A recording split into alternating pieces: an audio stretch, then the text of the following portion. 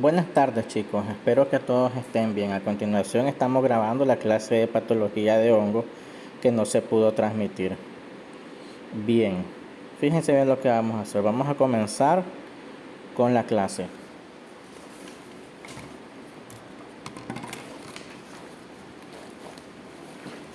Esperen a que me ponga el micrófono, sí. Entonces, fíjense bien. La patología de hongo es la parte médica de la microbiología que estamos viendo. Primeramente, cuando vimos virus, vimos la estructura de los virus y después vimos las enfermedades de los virus. Nosotros la semana pasada vimos los hongos y ahora vamos a ver la estructura de los hongos. Muy bien. Correcto. Entonces, fíjense bien. A continuación, comenzamos a transmitir todo lo que tiene que ver referente a los hongos.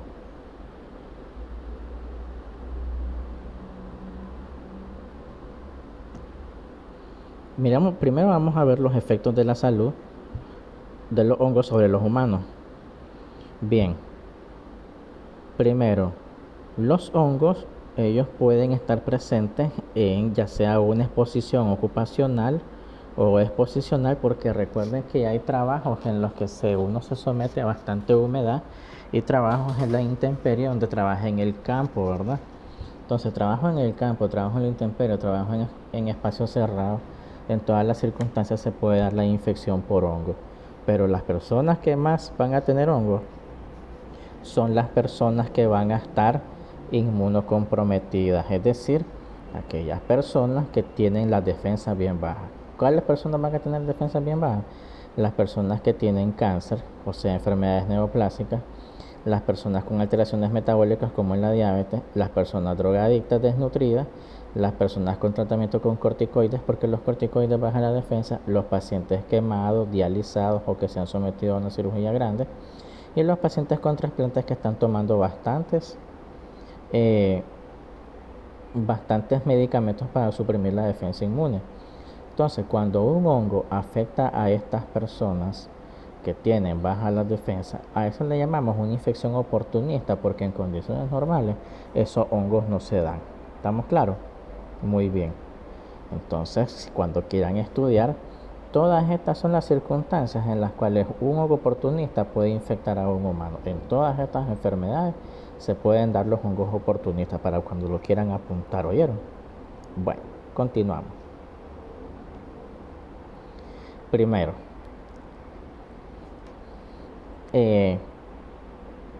la infección, así como en un paciente que tenga las defensas bajas, inmunocomprometido, puede hacer también en un paciente sano. El 90% de las enfermedades por hongo primero comienzan asintomáticas y después se vuelven sintomáticas. ¿Estamos claros? Bien. Los principales patógenos oportunistas en las personas, fíjense bien para que tomen nota cuando estudien. Los patógenos oportunistas habíamos dicho que se dan en el paciente inmunodeprimido. ¿Cuáles son los hongos, las especies de hongos que se asocian más a infecciones por hongos oportunistas? Estas especies de hongos: la cándida, el aspergilo, el criptococo y el pneumocystis jirovecii. La cándida es la causante del karate, que le dicen pues ese hongo feo, el paño blanco. El aspergilo es el hongo negro. El criptococo da meningitis y el pneumocystis jirovecii es un hongo que da neumonía en los pacientes VIH. ¿Estamos claros? Entonces, si yo le pregunto a ustedes, mencione algunos patógenos o algunos hongos que son patógenos oportunistas, entonces aquí tienen los 4. ¿Estamos bien? Correcto. Continuamos. Comenzamos un poquito con la micopatología, que quiere decir la patología por hongo. Entonces ya sabemos que usualmente los hongos afectan al ser humano dando alergias. La mayoría de reacciones por hongos son en forma de alergia, sea en contacto con la piel o en contacto con la vía respiratoria. Cuando un hongo provoca alergia porque está en el aire acondicionado, en las cortinas, en el piso, en el papel, en todos lados, usualmente ellos hacen que el paciente asmático le dé la crisis de asma. Si padece de sinusitis, le va a dar la crisis de sinusitis alérgica. Y si padece de sensibilidad en la piel, le van a dar erupciones cutáneas en forma de rash. Correcto. La mayoría de hongos que dan alergia son hongos ambientales. ¿Cuáles son los hongos ambientales que dan más alergia? El aspergilo y la alternaria. Una vez más, los hongos que más dan alergia son estos dos, alternaria y aspergilo. Muy bien. Espero haberme entendido bien, entonces aquí vamos. Micetismo. Ojo, cuando estudien, toman nota de esto. Micetismo es cuando una persona ingiere un hongo, mejor dicho, consume o come un hongo que tiene propiedades venenosas. Entonces, el consumo de hongos tóxicos se le llama micetismo. Cuando alguien se envenena con hongos venenosos, entonces a eso se le llama micetismo. Ojo, copien eso. El consumo o envenenamiento por hongos tóxicos se llama micetismo. La ingesta de este hongo puede ser accidental por si andaba buscando qué comer y entonces por comerse un hongo comestible se comió un hongo venenoso. ¿Ya? Eso suele pasar muy a menudo, que las personas no saben reconocer el hongo venenoso del hongo comestible, entonces puede ser una de las causas. La otra causa puede ser que realmente el paciente quería drogarse con hongos alucinógenos, entonces se pasó de la dosis y se envenenó. Sea como sea, accidental o incidente o provocado, sigue siendo micetismo. ¿Cuáles son los hongos que provocan más intoxicación o envenenamiento? Es decir, ¿cuáles son los hongos que provocan micetismo? Los hongos que provocan micetismo usualmente son, fíjense bien cuáles son los hongos que más venenosos son. Los hongos que producen más micetismo, en el caso de los venenosos, son dos: Amanita muscaria, Amanita phalloides. Y los hongos que son alucinógenos pueden ser licoperdón y psilocibe. Todos estos 4 hongos, sean venenosos o sean alucinógenos, todos estos 4 son los que producen micetismo, ¿correcto? Una vez más, los hongos que son productores de micetismo, de envenenamiento, son Amanita muscaria, Amanita phalloides, licoperdón, psilocibe. Muy bien. Para cuando estudien, ¿verdad? Me le dan pausa al video y se ponen a anotar. Micotoxicosis es cuando los alimentos que uno ingiere están contaminados por toxinas de hongos. Por ejemplo, un pan mohoso, que alguien se comió pan con moho, o la comida estaba dañada, putrefacta, o se comió frutas con crecimiento de hongo, qué sé yo. Más que todo comida echada a perder. Entonces, estos hongos son capaces de tener toxinas causantes de diarrea, dolor de estómago, náusea, vómito y cuidado, parálisis. Entonces, cuando una persona se intoxica mediante un hongo que venía en un alimento echado a perder, entonces a eso se le llama micotoxicosis. Aquí tienen que tener mucho cuidado porque micetosis no es lo mismo que micotoxicosis, porque la micetosis se ingirió el hongo entero. Ya sea de manera accidental o de manera provocada, pero se comió el hongo, la persona realmente quería comerse el hongo. Pero en la micotoxicosis es totalmente accidental porque es que la comida contenía el hongo, un pan, una fruta, una comida con ese moho verde, ya saben. Entonces micotoxicosis es cuando el hongo estaba presente en los alimentos contaminados con hongos. Los hongos que dan más micetismo son el aspergilo, el fusario y el penicillium. Cabe decir, ¿verdad?, que este penicillium, en realidad, este es el hongo que le crece al pan. Cuando el pan está mohoso, entonces, ¿qué hongo es el que le crece al pan? El hongo que le crece al pan es el penicillium, ¿correcto? Muy bien. Entonces, una persona que se comió un pan mohoso se va a enfermar por el penicillium. Voy a continuar. Micosis. Entonces, micosis es cuando una persona tiene una infección causada por hongos.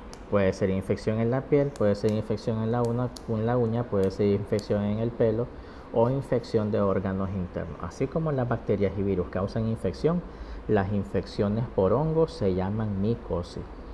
Me parece bien que ustedes tienen que familiarizarse con estos términos. Fíjense bien los términos que vamos mencionando. Primero dijimos micetosis, después dijimos micotoxicosis y ahora vamos con micosis. Son tres cosas distintas. Una era la ingesta del hongo, la otra era ingesta de alimentos con hongo y esta es infección por hongos. Correcto, chicos, por favor no se me vayan a confundir. Muy bien. Correcto. Continúo. Ahora, vamos a nosotros ver un poquito más acerca de la micosis porque es la parte central de la clase. Las micosis se pueden clasificar en micosis o infecciones superficiales cutáneas, micosis o infecciones subcutáneas,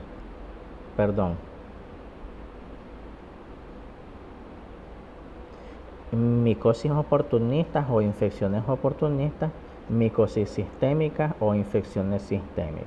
Muy bien, esta tablita que está aquí se va a convertir en la principal tabla que ustedes tienen que estudiar de toda la clase. De toda la clase, esta es la tabla más importante, porque pone 3 ejemplos o más de cada tipo de infección por hongo. Por ejemplo, son micosis cutáneas, las infecciones por dermatofitos, la piedra negra y blanca del pelo y la pitiriasis.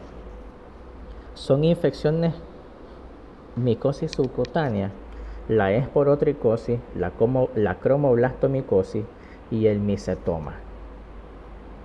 Son infecciones oportunistas, una vez más en relación con aquella diapositiva que vimos. Son ejemplos de infecciones oportunistas por hongos: aspergilosis, candidiasis, criptococosis y aloifomicosis, cigomicosis. Son micosis sistémicas o infecciones sistémicas, la histoplasmosis, la paracoccidiomicosis y la coccidiomicosis. Todos estos pueden causar procesos infecciosos con cuadros clínicos variantes que pueden variar de lo benigno asintomático hasta lo grave y fatal. ¿Correcto? Ahora miremos un poquito de la inmunología del hongo. ¿Por qué el hongo es tan patógeno? Porque el hongo tiene los siguientes factores de virulencia. Primero, adherencia, que es el primer factor de virulencia.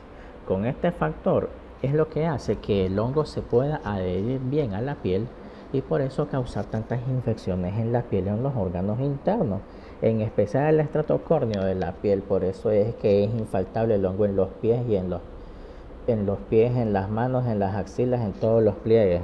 Correcto, por su factor de adherencia.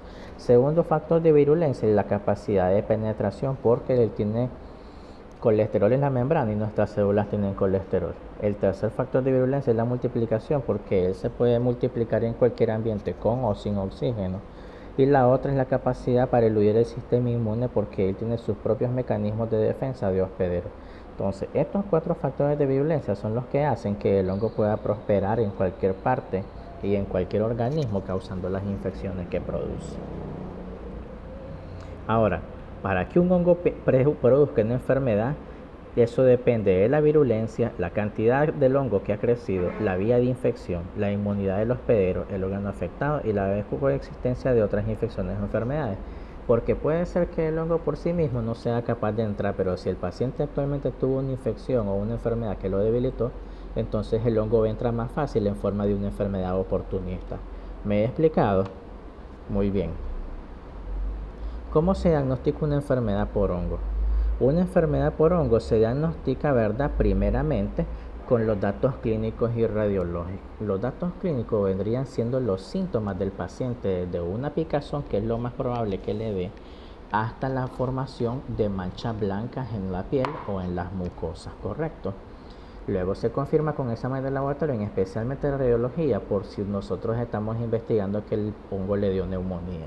Entonces, con una rayos X de tórax se puede medio saber si está presente el hongo. La otra parte para el diagnóstico de una enfermedad por hongo son los hallazgos de laboratorio, porque hay pruebas especiales en sangre para detectar hongo. En especial son pruebas inmunológicas a base de anticuerpos contra ciertos hongos específicos. Y la otra parte del diagnóstico lo dan los factores de riesgo que tiene el paciente, por ejemplo, enfermedades anteriores o las condiciones las condiciones, ¿verdad?, de la vivienda y los hábitos que tiene el paciente. Por ejemplo, un paciente que vive en hacinamiento,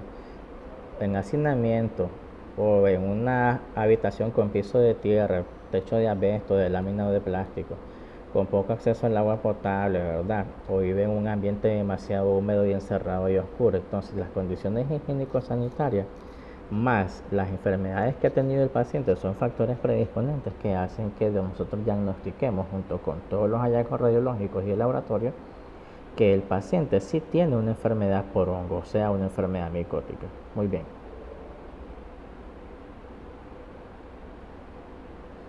Bueno, ya yendo a la parte del laboratorio, ¿qué herramientas nosotros podemos usar como método diagnóstico para micosis? Pues bien, el primero es el examen directo.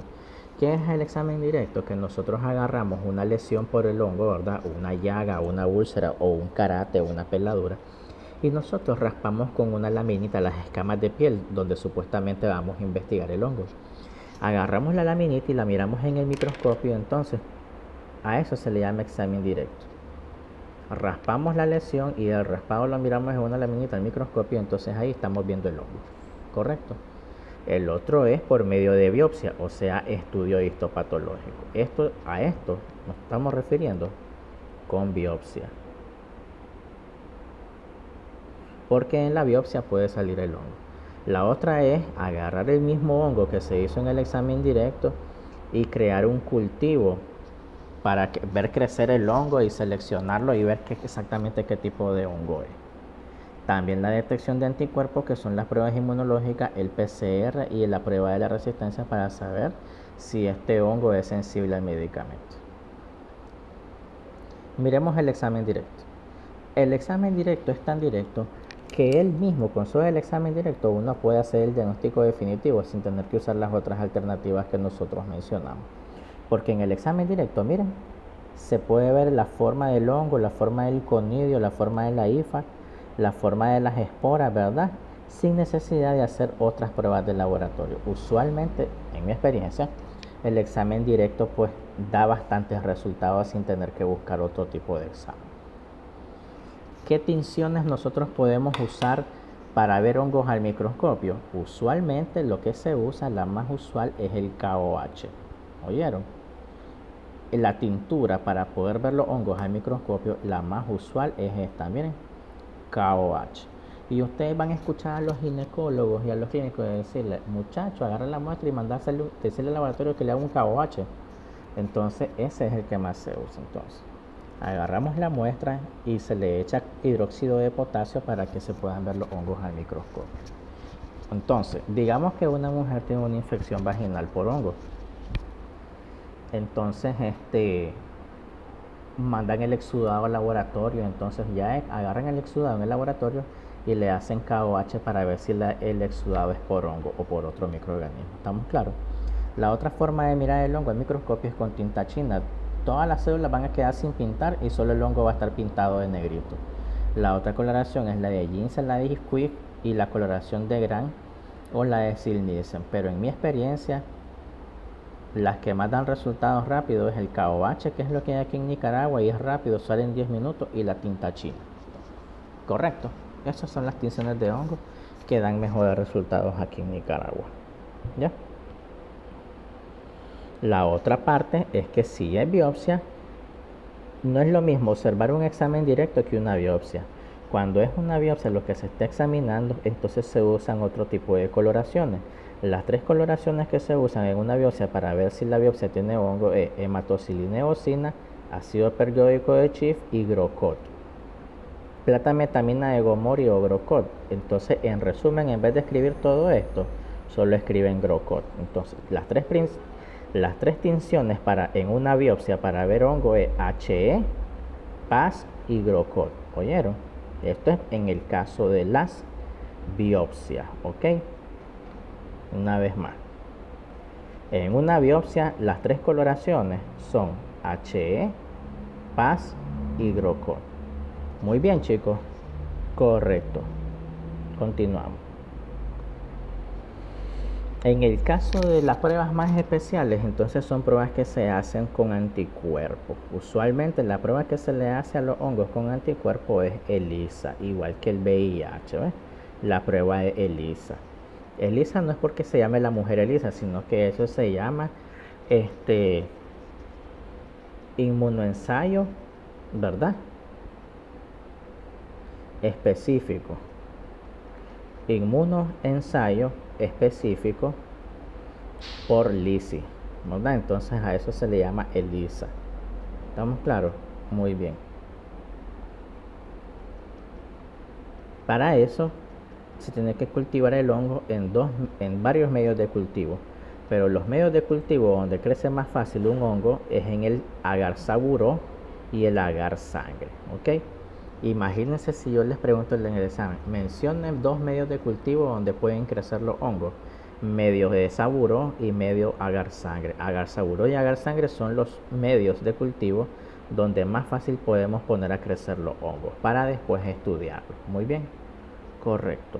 Agar saburó y agar sangre son los 2 principales medios de cultivo donde se pueden hacer crecer hongos. ¿Para qué nosotros tenemos que hacer crecer hongos? Para aislar el hongo, identificar el género y la especie de ese hongo que le está dando la infección al paciente. ¿En cuántos días sale el resultado de un cultivo? Sale en 3 días. Muy bien. Correcto. Esto que miran aquí, esto es una gradilla inmunológica para identificar la especie del hongo. Entonces, cada especie de hongo da como resultado un color distinto.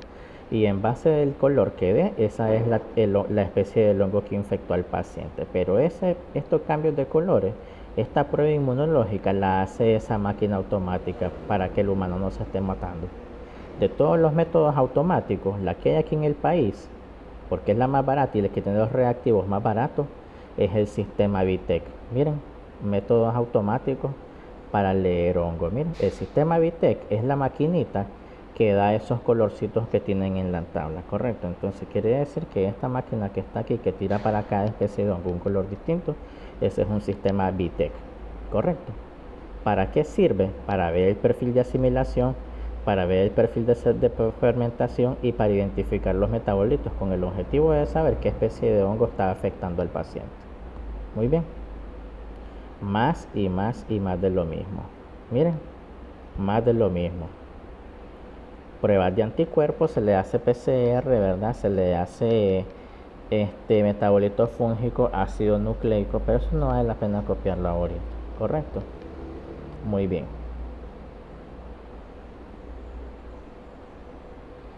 Ahora vamos a hablar de la parte médica más interesante de los hongos, las micosis humanas, es decir, los hongos que afectan al humano. No nos interesan los hongos que afectan a las plantas ni los hongos que afectan a los animales. Nos interesan los hongos que afectan al humano. Muy bien, son los hongos que afectan al humano los que vamos a mencionar a continuación. Vamos a comenzar con las micosis superficiales. Quiere decir las micosis que dan infecciones por hongo en piel y en mucosa. La piel ya sabemos cuál es. ¿Y las mucosas? ¿Cuáles son las mucosas? Todos aquellos tejidos de revestimiento que no sean piel, o sea, el revestimiento de la nariz, el revestimiento que hay por dentro de la boca, el revestimiento que hay por dentro de los párpados, el revestimiento que hay por dentro de los oídos, el revestimiento que hay por dentro de la vagina. Todos los revestimientos se llaman mucosa. Entonces, micosis superficiales son las infecciones por hongo cuando los hongos infectan la piel o infectan las mucosas. Entonces, aquí tenemos. Cuando hay una infección superficial, se va a afectar la capa más externa de la piel, que es el estrato córneo, que es la capa de la piel que se descama. Por eso es que cuando una enfermedad por hongo afecta la piel, el paciente comienza a volar escamas y escamas y escamas y escamas y escamas, porque está afectando el estrato córneo de la piel, que es la parte de la piel que se descama. No hay colonización especial, solo no hay respuesta inmune celular, no causa molestias físicas al paciente, pero sí le da el síntoma de la picazón, porque cuando el paciente comienza a volar escamas del estrato córneo, le da la picazón. ¿Bien? Entonces, eso quiere decir, chicos, que las micosis superficiales se caracterizan por ser descamativas, o sea, comienza a volar escamas y escamas y escamas de piel. Muy bien.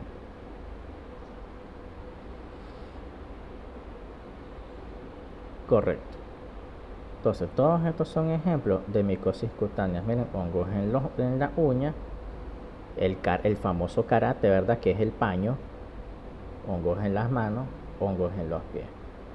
Bien, cuando los hongos afectan preferencialmente, una micosis superficial afecta preferencialmente la piel y no las mucosas, a esos hongos se le llaman dermatofitos. Son hongos que tienen preferencia por la piel, pero no por la mucosa. Es una característica de una micosis superficial, pero solo afectan la piel, sin afectar las mucosas. Estos hongos entonces se llaman dermatofitos porque afectan solamente la piel. Quiere decir que los hongos en las uñas, los karates y los hongos en el pelo son dermatofitos. Los hongos de los pies, que es el pie de atleta, es un dermatofito. Muy bien. Correcto. El causante del mal olor de la piel, de los pies, ese olor a pata, ¿verdad? Es causado por un dermatofito. El hongo de la uña es causado por un dermatofito. Y los karates son causados por un dermatofito. Muy bien. Micosis subcutánea. Son ejemplos de micosis subcutánea los hongos negros. ¿Dónde se da más frecuente? En los agricultores campesinos. Por eso les dije al principio de la clase que uno de los factores de riesgo era a qué se dedicaba el paciente. Si trabajaba en la construcción, si trabajaba en el campo, si era agricultor o X, ¿verdad? Muy bien. Correcto. Micosis sistémica es cuando los hongos se encuentran diseminados por todo el cuerpo. El hongo anda diseminado en la sangre, en las secreciones, en las cavidades corporales, en todos los órganos anda el hongo. Y estas micosis sistémicas son micosis complicadas que hacen que el paciente disminuya su sobrevivencia. Entonces, porque la mayoría de micosis sistémicas son oportunistas. Solo van a suceder micosis sistémica en aquellos pacientes que están inmunodeprimidos, es decir, que tienen bajas las defensas por todas las condiciones que vimos al principio de la clase. ¿Qué pacientes son los inmunodeprimidos? Los pacientes con diabetes, los pacientes VIH, los pacientes quemados, los pacientes sometidos a cirugías previas o los pacientes que están recibiendo quimioterapia o medicamento para trasplante. Pacientes que están tomando corticoides como los pacientes con lupus. ¿Me explico? Muy bien.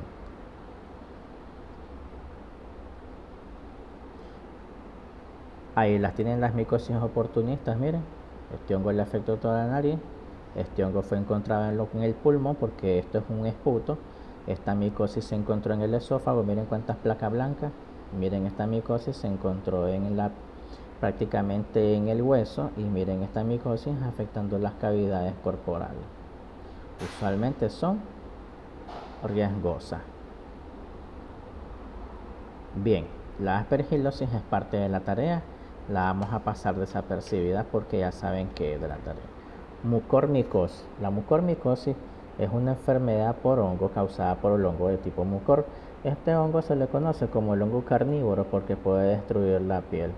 Se caracteriza por estar causado por el hongo Rhizopus absida y Rhizomucor.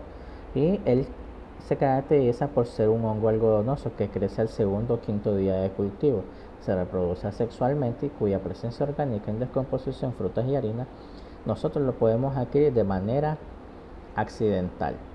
El lugar donde hayan canastos de frutas o cereales con moho y nosotros respiramos el moho, entonces esa espora que nosotros respiramos nos puede infectar los pulmones y la nariz. Y una vez que infecta la nariz causa una sinusitis tan horrible que puede destruir la nariz, ¿correcto? Donde él entra va a destruir el tejido provocando necrosis tisular. ¿Estamos bien? Correcto. Entonces aquí están viendo en esta biopsia teñido en rosado todas las raícitas del hongo, ¿verdad? Esto es en tinción de paz, esta rosadita. Esta que miran aquí es tinción de Grocott, por eso se mira negro. Y esto que mira aquí es un cultivo de en medio de esa buró para que miren todo lo que está verdoso es el hongo. Muy bien. El neumocitis solo sucede en personas que tienen VIH y se caracteriza por dar neumonías graves en personas VIH. Correcto, el porcentaje de mortalidad por neumocitis girovenchi es del 80%. Miren, porque eso coincide con el 80% de los pacientes que tienen VIH. 40-50% de mortalidad, pero puede llegar a 80% si no se trata. ¿Estamos bien? Entonces el paciente que le da neumocitis girovenchi se muere de neumonía. La cándida es el hongo más común que afecta al humano. La candidiasis es el hongo, es la enfermedad, la infección por hongo causada por el hongo Candida albicans. Entonces, por eso se llama candidiasis la enfermedad, porque el hongo se llama Candida albicans. Entonces, la Candida albicans es el agente causal de la candidiasis, que es la enfermedad por hongo más frecuente en el humano, la Candida albicans causando candidiasis. Entonces, es el grupo más importante de hongo, la candidiasis, porque la mayoría de ellos son oportunistas. Es la Candida sp, la especie más usual de cándida que afecta al ser humano. ¿Hay otras especies de cándida? Sí. La cándida nigra, la cándida tropical, la cándida pseudotropical, pero de todas las cándidas es la cándida albicans la que afecta más al humano. La cándida, para que sepan, ella es normal que esté en el humano, ella es saprófita, pero ella forma la infección en el humano, forma la llaga, forma el tufo, forma el mal olor, forma las escamas, cuando la persona disminuye sus defensas y entonces el hongo aprovecha para crecer, ¿ya?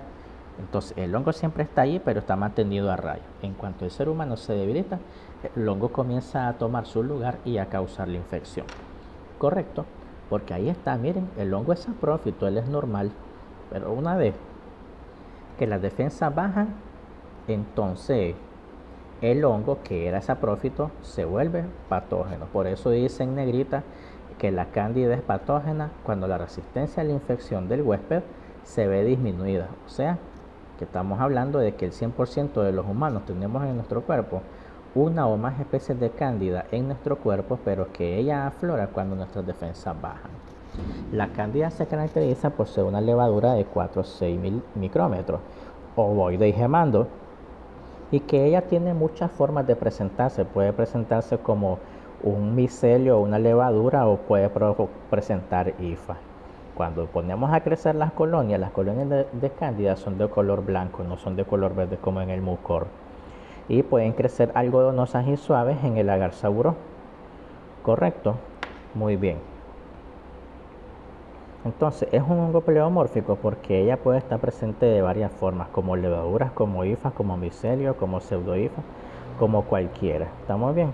Entonces todas estas son las especies de cándida que afectan al humano: glabrata, guillermondi, crucei, lucetininae, parasiliasis, tropical, pseudotropical, pero la que afecta más al humano, ahí la tienen, Candida albicans.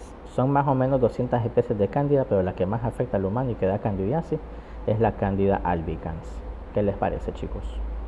Interesante. Algunas más raras, pero ahí las tienen. Bien. ¿Cuántas enfermedades por cándida pueden haber? Ok. Bien, miremos las candidiasis mucosas. Las candidiasis mucosas que se dan en el humano es la candidiasis orofaringia y la candidiasis esofágica. La candidiasis orofaringia son cuando la cándida produce unas placas blancas en el paladar, en las encías, en los dientes, en la lengua, que es lo que la gente conoce como el gusanillo que le da a los bebés, ¿ya? O muget. Entonces esa candidiasis oral son placas blancas de hongo adentro de la boca. Le da bastante a los infantes, pero le da también a las personas. Hongos en la boca, el famoso gusanillo o muget. Muy bien. Puede dar candidiasis mucocutánea, puede dar candidiasis genitourinaria, más que todo en los pacientes que tienen sonda urinaria, y puede provocar candidiasis vulvovaginal. Esta candidiasis vulvovaginal es la vaginitis en las mujeres cuando andan hongos vaginales, que produce una secreción blanquecina como leche cortada. Entonces, cuando la mujer tiene un flujo blanco vaginal, es porque tiene una candidiasis vulvovaginal, o sea, tiene una infección causada por el hongo cándida. Muy bien, más claro no lo pude haber dicho. Hay otras formas de infecciones causadas por cándida que son invasivas, por ejemplo, la candidemia, la endocarditis, la meningitis por cándida, la osteomielitis y la candidiasis crónica diseminada, pero eso se da más que todo en los pacientes que tienen casi en cero la defensa. Muy bien. Correcto. Ahora, Volviendo al punto de la candidiasis oral, las personas que usan prótesis de dientes, es decir, las personas que andan con chapas de dientes, son también un factor de riesgo para que le dé candidiasis oral, ¿correcto? Usualmente cuando se da la candidiasis en la boca se puede presentar en la lengua, el paladar, el resto de la cavidad oral y la superficie que esté en contacto con la prótesis dental. Muy bien, correcto. Bueno chicos, ¿qué les ha parecido hasta el momento? Miren cómo se mira la candidiasis oral, el famoso gusanillo, placas blancas en la lengua, encía, diente, mejilla, boca. ¿Correcto? Ahí lo tienen. Otra candidiasis más fea que se llama candidiasis pseudomembranosa. Miren, pobrecito el niño, pero así como le da al niño le puede dar al adulto. La candidiasis atrófica aguda, que se da más que todo en los ancianos, también le da cándida. La candidiasis hiperplásica crónica, que se da en la comisura de los labios, ahí en el entrequiebre de los dos labios, el superior y el inferior, el labio de la boca, ahí en los ángulos se da la candidiasis hiperplásica crónica. La queilitis angular es cuando se revientan los bordes de la boca, es decir, esta esquina y esta esquina se parten y se infectan por el hongo, entonces eso da bastante, chicos, por la humedad.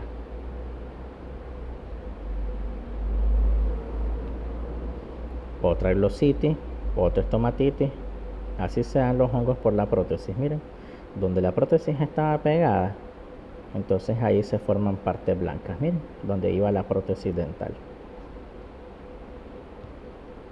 Y la candidiasis diseminada, que está diseminada en todo el cuerpo, miren, así se mira el hongo, así se mira en el KOH, así se mira en la tinción de Gram, así se mira en tinción de Grocott y así se mira el cultivo de cándida. Miren, pelotitas blancas algodonosas que en medio de saburo.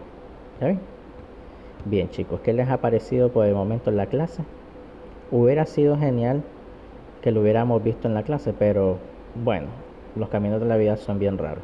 Muchas gracias por su atención, espero que les haya gustado la clase chicos. Muchas gracias, fue un cuatrimestre divertido. Nos vemos.